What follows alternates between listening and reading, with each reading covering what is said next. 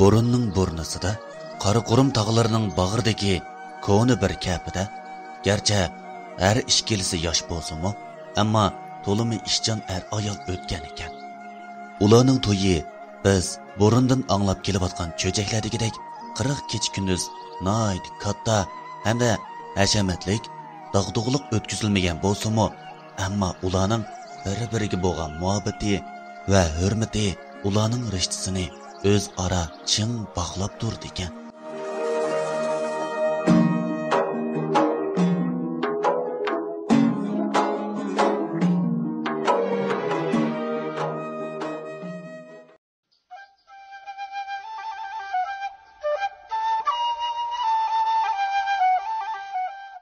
Erning ismi Nusrat, ayolining ismi Hurliqa bo'lib, erning bo'ylari egiz, to'limi kelishgan, to'limi tambal yigit ekan.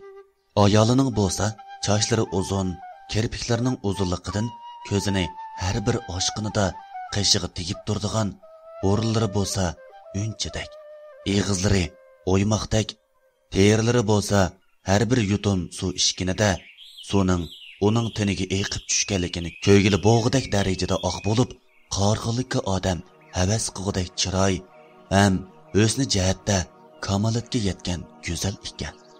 Albatta, ularning to'y qilishimi osonga to'xtamagan bo'lib, Hurliqa nihoyat katta bir oilaning qizi ekan. Uning o'zidan boshqa yana 3 ochisi bor ekan. Uchelisi shularning turayotgan yerdagi nomi chiqqan 3 go'zal sohib jamollar ekan. Bu ucheli qizning o'z oldiga talantaba bo'lib, ochisi uy ishlarini qilishga, o'ttiranchi qizi etiz ishlarini qilishga. Hurliqa bo'lsa, uchelisining ichidagi uy ishi va etiz eriq ishlarini qilishdan boshqa kaychichilik ishlariga eng usta ekan. Shundaq bo'lg'ashqa, Hurliqa texo 18 yoshga kirmay turibla, uningga ko'z tashlaydigan, uning payida bo'ldiganlarmi to'limi ko'p ekan. Vaqtning o'tishiga agishib, bu boyning qizlari bara-bara cho'ng bo'lishga boshlabdi. Uning beshini amdilikda qizlarni kimga berish, cho'qim baxtli qilish, boy-bayoshat turmush kechirgizishdagi g'amlar qoplayapti. Boy eng avval cho'ng qizining to'y ishini o'ylashibdi va qizini yeniga chaqirtib, o'zining royiga boqadiganligini aytibdi. Cho'ng qizi bir qitim bozorga kirib, raqib tanlash jarayonida nihoyat boy savdogarning o'g'li bilan tanishib qoldi va boy savdogarning o'g'li bilan to'y qilishga tushibdi. O'tirinchi qizi bo'lsa, kichikidan o'zi bilan birga o'ynab cho'ng bo'lgan, mahalladami yuz topgan birsining o'g'li bilan to'y qilishga tushibdi. Boy kichik qizi Hurliqaning yeshi texi kichik bo'lg'ashqa uni oldiratmabdi.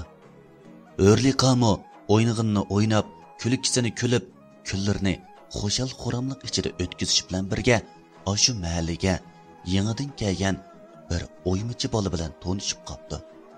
Bu bola odatdagi o'ymichi bola bo'lmasdan, yog'och yoki sapal buyumlardan o'ymichilik mahoratiga tayinib gul chiqarib yetalaydi ekan.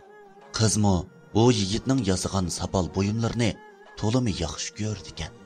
Qiz har qatam uydan sirtqi do'stlarim bilan o'ynag'ili chiqaman deb qechib chiqib, yigitining qo'l hunar san'atiga havaslanib qarab, uning talantiga qoyil bo'lish bilan birga, u yigitga nisbatan yong'in yuragidagi o'tni pasaytish uchun uni ko'rgili bordi ekan. Kunlar shunday o'tib, kenji qizi bir kuni o'zining loyiqni tanlab bo'lganligini, ashu naqachi yigit bilan to'y qiladiganligini aytibdi.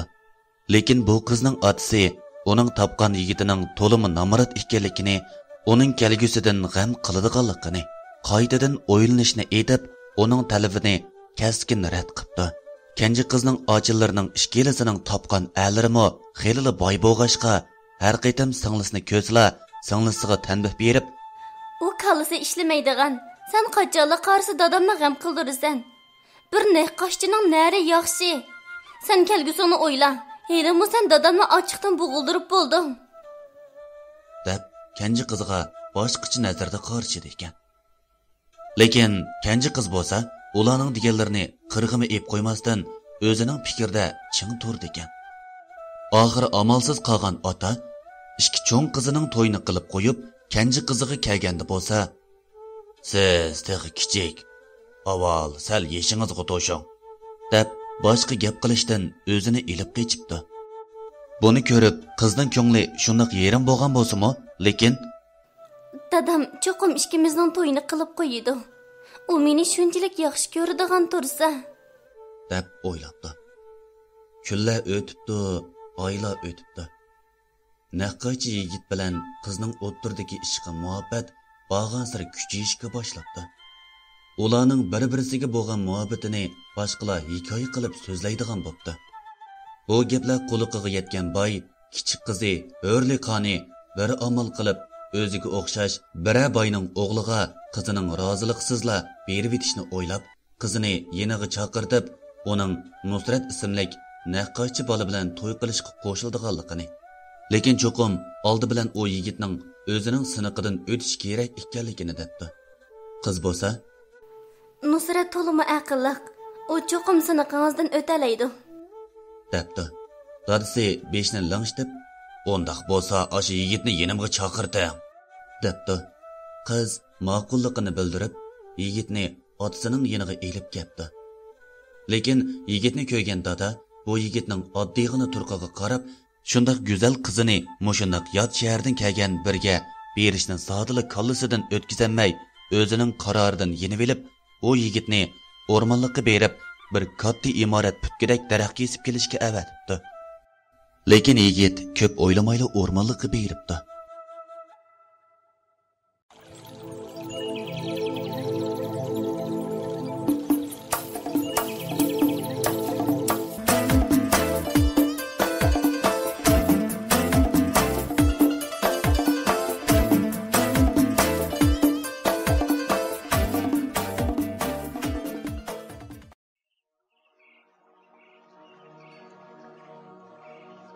Afsuski, ish yigit yoki qizning o'ylig'inidek bo'lmasdan, yigitni o'rmonlikda bir to'p lalmi itlar kutib turayotgan bo'lib, bu qarorining hammasini qizning otasi chiqargan ekan.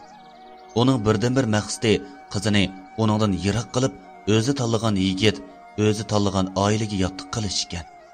Qiz bo'lsa, barcha ishlardan xabarsiz yigitning kelishini saqlab, taqozo bo'lgan holatda o'ltiramay qolgan ekan. Lekin ota bo'lsa, qiziga qilchi ish og'irtmasdan kallasida faqat yigitning lalmi ishlarga talinib tezroq ko'zini yutish ekan. Boy yigitni o'rmonlikqa o'tin kaskili avatish bilan birga uning kayniga yana birni ko'zatkili selib qo'ygan bo'lib, agar yigitni it talab o'lmasa, o'zining uni birtirib qilib etishni topilgan ekan. Nusrat o'rmonlikqa daraxt kesishga tamshalganda, naq shu paytda bir to'p lalmi itlar chiqib, u tarafga qarab etilib kelishga boshlabdi. Neymiş bo'g'inni uqalmagan Nusrat bir tarafdan daraxtga tezlik bilan yamasa, yana bir tarafdan daraxt ustida atrofini ko'zitishga boshlabdi. Lalmi itlar bo'lsa, pastda uniga qarab qavab, uning qechishiga imkoniyat yaratib bermaydi ekan. U amalsiz daraxtni tunashga majbur bo'ldi. Shunda qilib bir kecha kunduz o'tibdi. Lekin itlar uni zodili qo'yib etmabdi.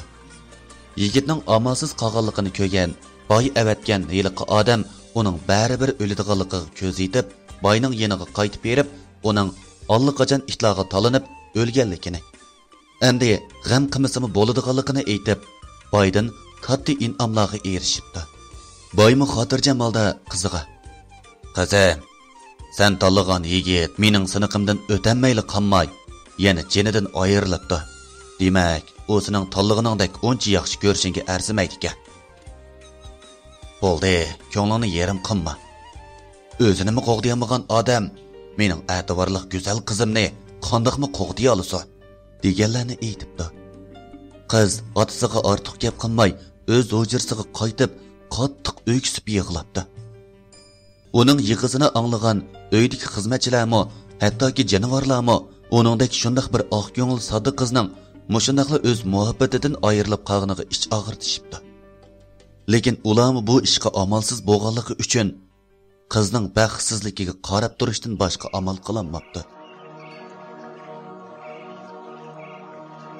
Aziz anglag'uvchilar, eng yangi cho'chak xarakterlik ovozliq asar Qumliqdagi qizning bugungi qismi mush yerda tamomlandi.